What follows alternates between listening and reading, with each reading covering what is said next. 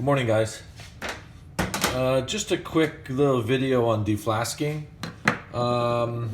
There's many ways to do this, although if we've invested appropriately with the right amount of Vaseline and water glass, then it should come apart very easily. Now, I've had mine sitting for 3 weeks because that's the last time we've kind of been together. Now, I know this is not part of your evaluation, but something we should cover and maybe go over a few things. I mean, you can get the, put it in the compress to take out this striking plate here, or insert to remove it. But I'm going to show you, Paul Carolitas kind of deflasking, which would be really kind of the easiest. I'm going to take my hammer and gently take out the bottom half. Now, if we Vaseline this cleanly, which looks like we have, we can rinse this and keep it off for next time. We'll take off the top section. We've got some stone in the holes here. I think while it's wet, if you've taken it out of the acrylizer or processing unit, then you can kind of clean these out for next time. So it's ready to go for our next case, which unfortunately our next case now, or those last 2 units, we'll try to add them into next year's DENT 1158 in September. We've got a little bit of downtime as we go over a lot of academics about the cast partial denture process and design. Unlike acrylic partials, the note-taking is onerous and the information is onerous in the cast partials. So as this semester may seem a little bit light, as we're trying to consolidate some basic hand skills, the cast partials is a little bit different. So be prepared for that next September when we get together. So I'm going to go over deflasking now, make another short little video on fitting and polishing of the unit. And then most importantly for you, if we look at that abbreviated outline, week 14, I'll go over a review. And most of you are thinking, like, what review? What textbook do we have? Obviously, we haven't had one for acrylic partials, nor do I even think there's one in print. So I'm going to go over some of the key aspects for a few multiple choice questions for week 15 that you'll do online on your blackboard. So you've got some weeks to go over that. But just for your viewing pleasure, I'll go over and deflask this. So you can see that it's tapered. Some flasks that are kind of knockoffs from the east, maybe they need to be relieved if there's some undercuts inside the flask. So as you can see, I didn't get my top layer close here. Wasn't tapping. This is the one that we did in the class together there, where I processed it at the front table. So be careful. Just don't start hammering home here. Gently, this should come out here.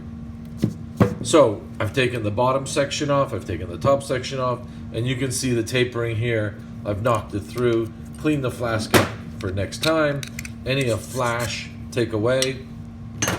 Now here's going to be a little bit interesting because we have that strengthening wire that was held down, or was it drawn off? For deflasking purposes, if it was held down to the model, this will come apart a lot easier.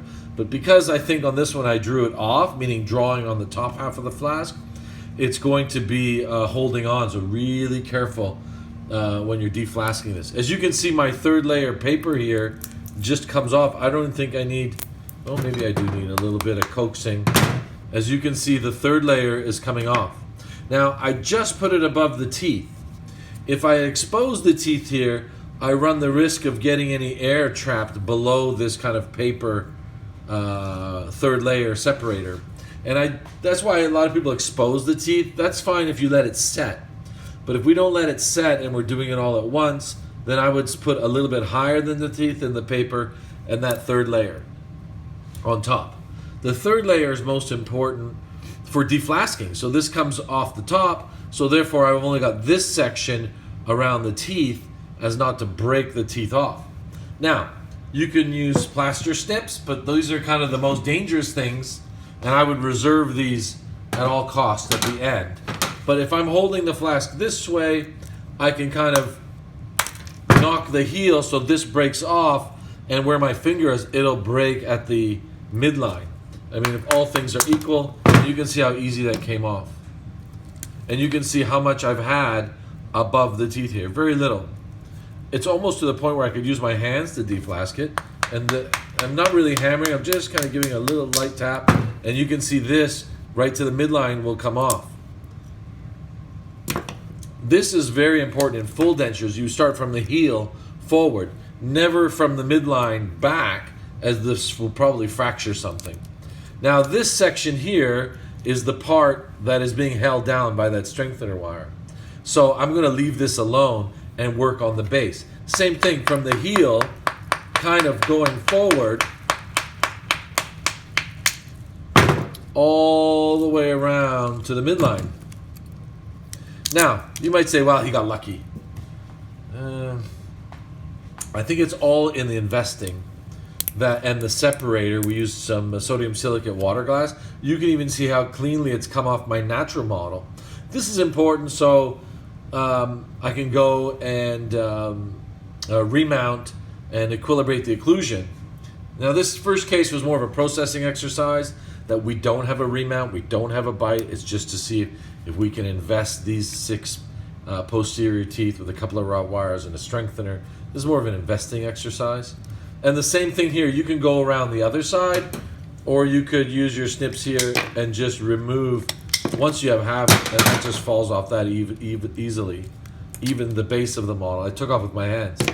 So here we have our deflasked RPD. Now this is the tricky part here, is that we have this section being held down by the strengthener wire. Dangerous if I go in here and grab it by the midline and I try to crimp in this section. It's just going to break the midline, if not bend the partial. When you have a strengthener bar in the acrylic partial, the acrylic does have some flexion to it, and this wire can leave the partial permanently deformed. And then that's going to be very difficult in getting it into the client's mouth passively.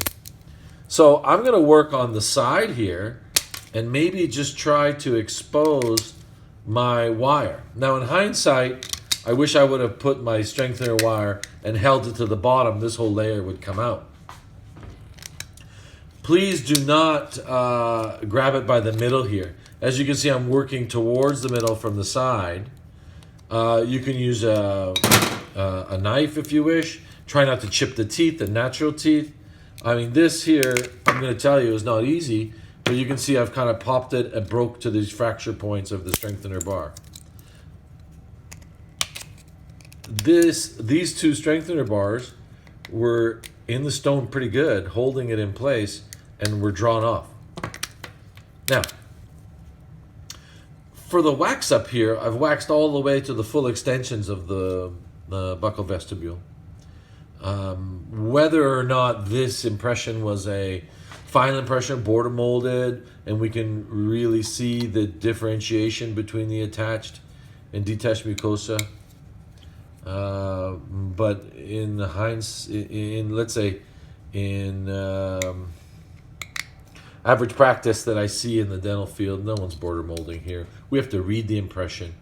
We have to alleviate the undercuts. We need to anticipate how this is going to draw in the patient's mouth. Naturally, we would have a duplicate model for this, and that'll be the next video. I'll take this off the model, and then we'll go and do some rough trimming. Now, because I don't have an opposed, my next step really would be to remount this, double check the occlusion, equilibrate somewhat. I mean, the best articulator is the patient's mouth, but we don't have a bite to equilibrate the occlusion, so I can go ahead and try to take this off. Now, most of you will grab it from the side, and then all of a sudden this might fracture down the middle. Be really careful, and what we want to happen here is we want the model to break. Most likely the abutment teeth 3-4 and 4-4 will probably come off because we have acrylic that's on the buckle side of it there. And there we have it. We have the partial denture taken off here. And now we're going to tune in for the next video. I'll rough trim and trim this and fit this to a duplicate model. Okay, thank you.